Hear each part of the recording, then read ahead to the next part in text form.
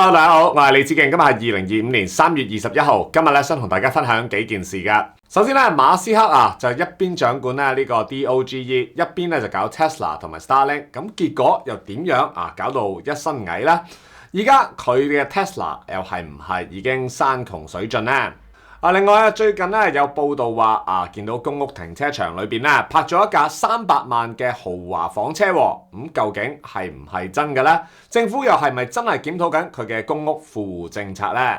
咁開始之前，希望大家右下角嗰度免費訂閱我哋嘅頻道，留言讚好，同埋將呢條片廣傳開去，等更加多嘅市民可以了解一下西方媒體唔想你知道嘅真相。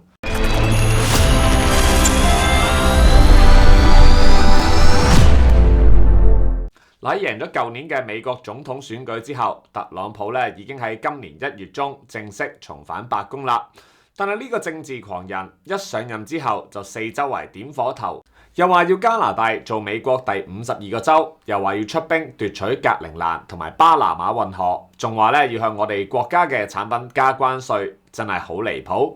但係估唔到特朗普揾翻嚟做佢左右手嘅馬斯克一樣咁癲啊！特朗普當選之後就任命咗 Tesla 嘅創辦人，亦都係全球首富馬斯克，掌管佢新設立嘅政府效率部，即係 DOGE，負責咧削減咧政府嘅開支。原本呢個概念就冇乜問題嘅，幫政府慳錢。不過咧佢哋炒人有啲亂咁嚟，炒到咧公共服務受到影響，同埋有啲關於國家安全嘅專家都炒埋，後尾搞到要請翻嚟。總之就係亂晒大龍啦。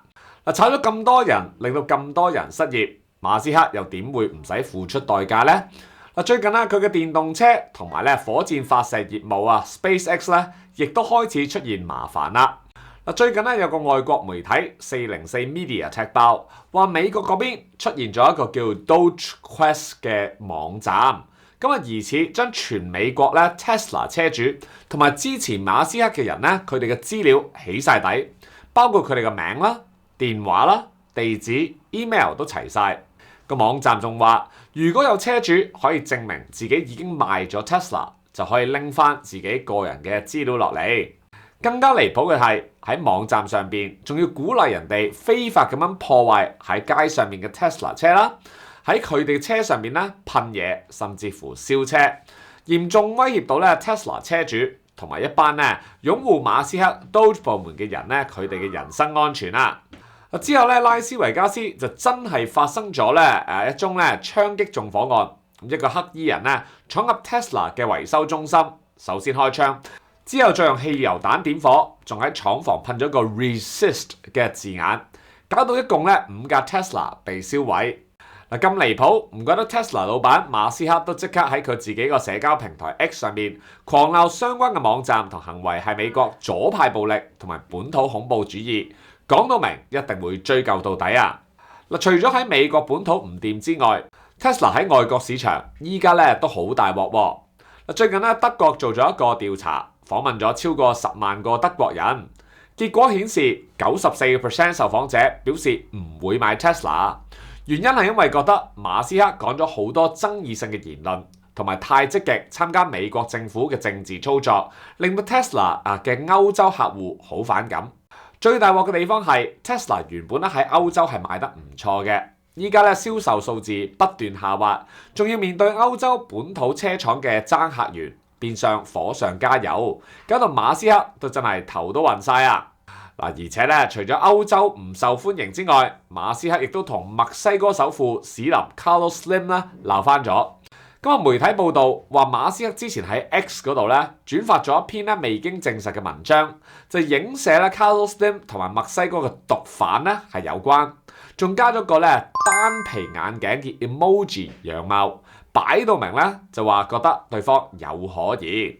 結果就激嬲咗史林啦，徹底要腰斬雙方原本喺星鏈啦，即係佢 Starlink 啦，同埋美洲呢個電信之間嘅合作，總值係涉及成70億美金嘅生意，即係成500幾億港幣噶。馬斯克因為手多喺網上亂咁出 post， 搞到公司唔見咁多錢，所以有時做生意真係唔好亂咁講嘢啊！咁多壞消息出現，唔怪得最近Tesla 嘅股價跌咗好多啦。Tesla 嘅市值自從咧舊年12月高位以嚟，已經暴跌咗超過一半，市值蒸發咗成7000億美金。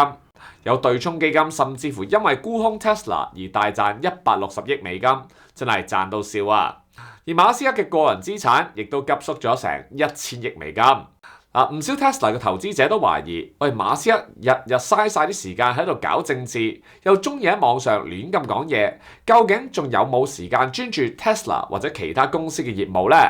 好多中產左翼嘅支持者，甚至乎歐洲嘅用家，似乎都對馬斯克好反感，認為佢打壓基層、亂咁炒人，乜都唔理。所以咧 Tesla 最近一直嘅財務報告顯示，營運壓力越嚟越大。而且美國最近又發動貿易戰加關稅，咁 Tesla 嘅業務咧就首當其衝，增加咗佢哋咧喺美國嘅造車成本。再加上馬斯克公開干預歐洲政治，引發咧歐洲汽車行業嘅反彈，所以咧前景真係一啲都唔樂觀㗎。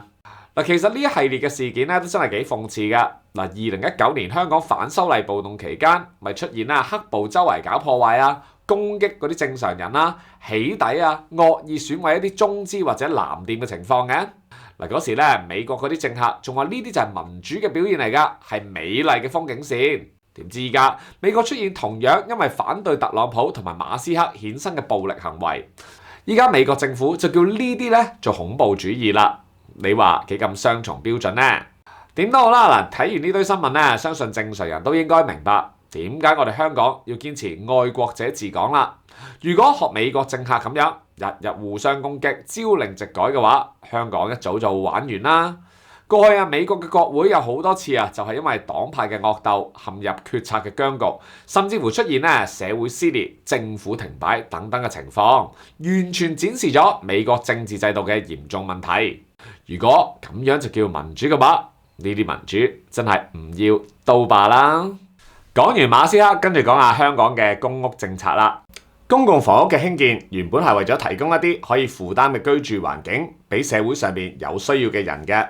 不過隨住香港之前嘅樓價越嚟越高，申請公屋嘅人亦都越嚟越多，單位短缺，輪候時間好長，同時出現咗唔少濫用公屋嘅情況，引起唔少嘅爭議。好似最近網上就流傳咗一張相，影到公屋嘅停車場裏邊竟然泊咗一架價值成300萬嘅豪華房車，令到好多網民都譁然啦。之前有街坊喺連登出 post 話見到某公屋停車場有部掛住中港車牌嘅 Benz Maybach 房車，估計價值成300萬嘅。之後就即刻好多網民留言，叫佢應該即刻向房屋署舉報，睇下係唔係有人住喺公屋，但係就揸貴車，調查一下佢嘅收入同埋資產係唔係已經超過公屋富戶嘅門檻。當然亦都有其他網民覺得部車有機會只係商用車或者改裝過，實際價值可能唔夠300萬，唔可以一棍打死。不過無論點樣，呢件事都越鬧越大，令到公屋嘅富戶政策同埋入息審查最近成為市民最關注嘅話題之一啦。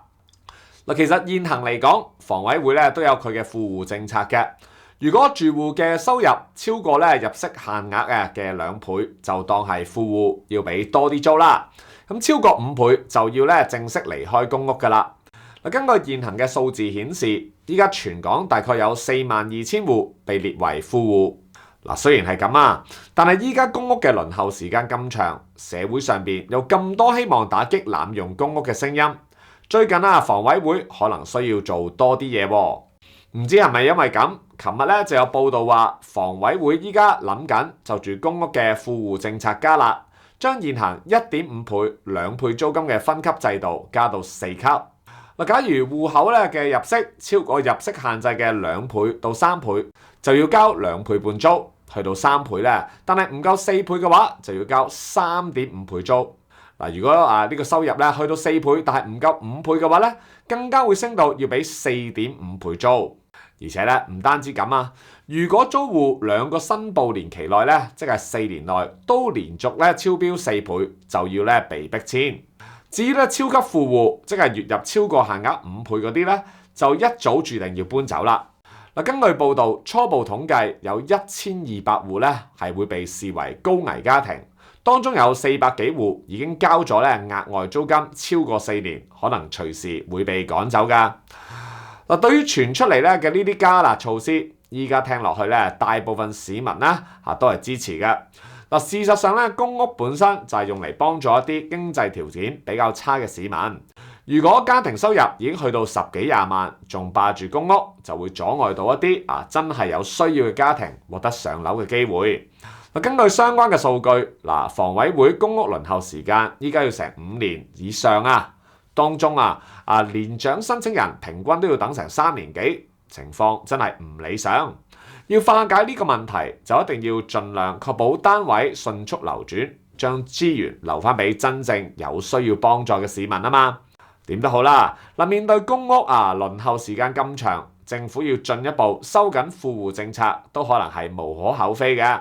只要確保程序公平合理，再加上增加建屋量，咁樣就可以係縮短輪候嘅時間，令到更加多嘅基層市民早日可以安居樂業。同時嗰啲已經擁有比較好經濟條件嘅公屋住戶，希望亦都可以體諒社會資源有限，盡早讓出公屋俾有需要嘅家庭。相信社會亦都會認同政府嘅決心，支持公共嘅資源係得到善用嘅。話咁快，暑假就快到啦。過去一段時間都有唔少年輕人同子敬講話有興趣從政，或者最起碼想了解多啲有關立法會議員嘅工作啊。所以今年暑假同過去一樣，子敬都決定招募一班同我哋志向相同嘅學生，做全職嘅見習生，俾大家體驗一下立法會議員工作嘅日常啊嘛。獲得取錄嘅同學仔就會跟住子敬分別喺我哋嘅立法會辦事處同埋我哋嘅地區辦事處貼身一齊做嘢，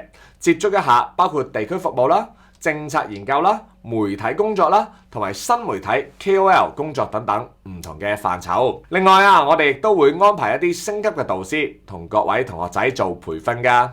子敬已經將報名嘅連結擺咗喺下邊 description 嗰度，有興趣嘅同學仔就快啲報名啦。如果你已經唔係學生，但係有小朋友或者識得人係全職大專學生或者研究生，甚至乎係高中嘅學生，都可以叫佢哋申請㗎。希望到時可以見到你啦，拜拜。